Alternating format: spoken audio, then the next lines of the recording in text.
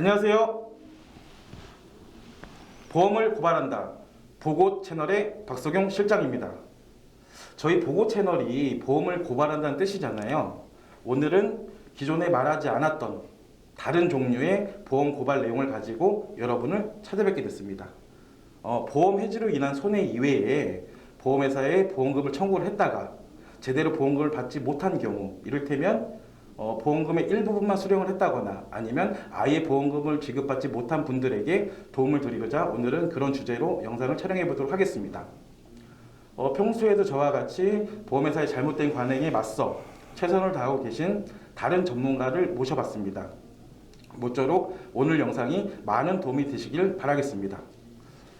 안녕하십니까? 안녕하세요. 평소에 계속 사무실에서만 뵙다가 이렇게 스튜디오에서도 뵙게 되니까 참 감회가 새롭네요. 어색합니다. 처음에는 그럴 수밖에 없습니다. 예.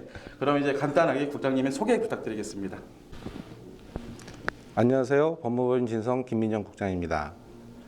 저는 보험회사에서 10년간 보상직원 및 법무팀에서 손해배상 소송을 담당하다가 퇴사한 이후에 법무법인에서 피해자를 대리한 손해배상 소송에 전담하고 있었습니다. 지금은 법무법인 진성에서 암보험에 관한 분쟁을 전문적으로 전담하고 있습니다. 지금 제가 이 자리를 빌어서 암보험금이 얼마나 적게 지급되고 부당하게 지급되지 않고 있는지 제 경험을 통해서 확인해 보도록 하겠습니다. 2014년 12월 제가 건강검진 차원에서 대장내시경을 한 적이 있습니다.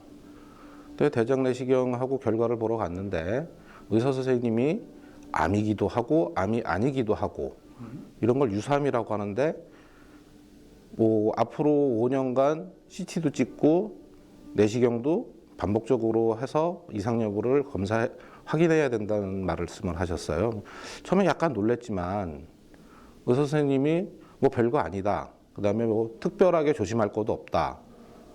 이렇게 얘기하고 진단을 끊어주시니까 이제 그거를 믿었죠. 그리고서 병원에서 끊은 진단서하고 조직검사 결과지를 보험회사에 제출했더니 의외로 적지 않은 돈이 나왔어요. 몇백만 원, 거의 1,000만 원 정도가 나온 것 같아요.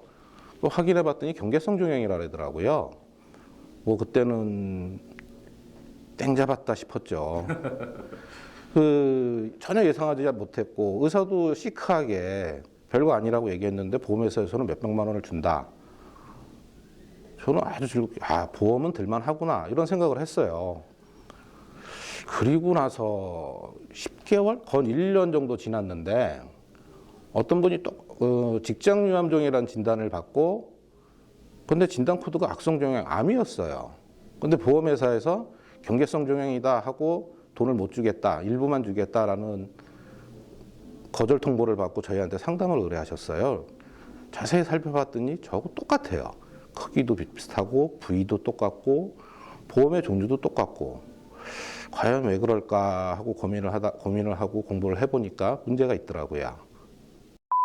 그때부터 암보험 공부를 하고 암이 어떻게 진단되는가 그리고 어떻게 진단되어야 하는가 그 다음에 보험에서는 암보험금을 어떻게 지급하고 있는가 이 부분에 대한 관심이 생기면서 집중적으로 공부를 시작했습니다. 그리고 그 공부를 한 게 근거가 돼서 저희한테 상담 오신 분한테 보험금 전부를 받아들여 드렸어요.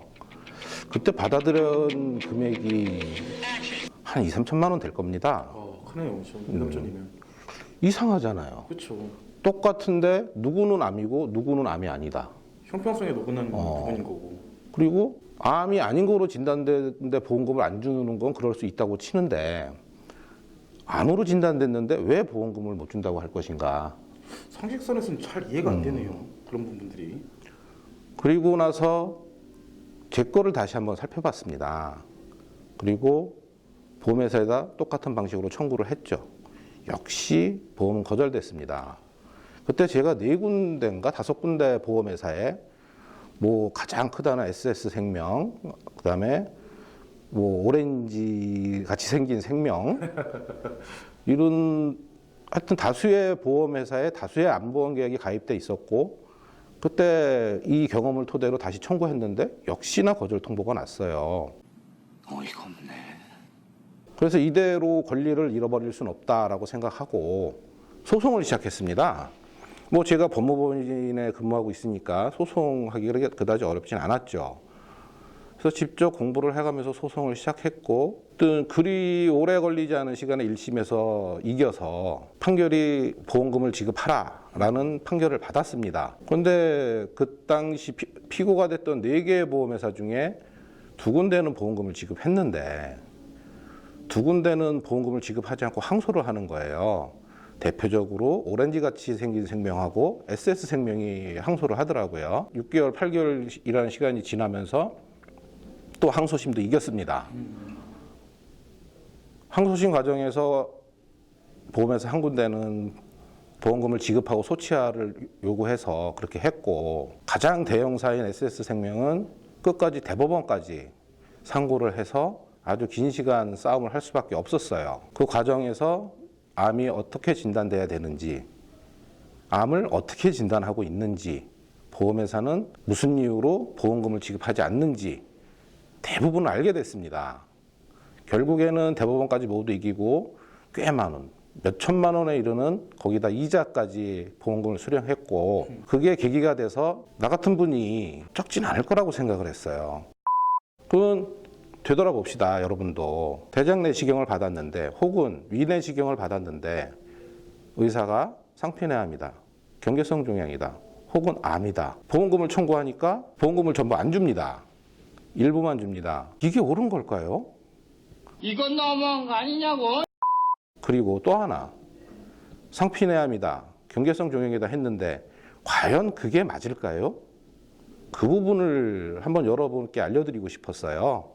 그래서 이 자리를 마련한 겁니다. 이런 사례는 저뿐만이 아니라 아주 많은 사람들에게 있을 거라고 생각했고, 가장 중요한 것은 보험금을 받는 것은 그냥 얻어받는 게 아니라 보험계약자의 가장 중요한 권리입니다.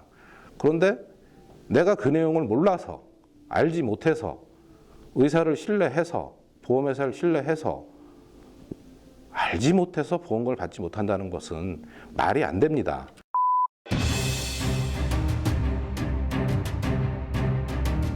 암에 걸렸다면 거기에 합당한 보험금이 지급되는 건 너무나 당연한 일이죠. 근데 현실이 그렇진 않습니다. 법원이나 금융감독원이나 암보험금 지급에 관한 분쟁이 끊임없이 이어지고 있고, 가입한 암보험금의 10%, 20% 정도만 지급하고 종결을 하는 사례가 너무 많아요. 가장 안타까운 건 내가 부당하게 보험금을 적게 받은 내용을 보험계약자분들은 모르고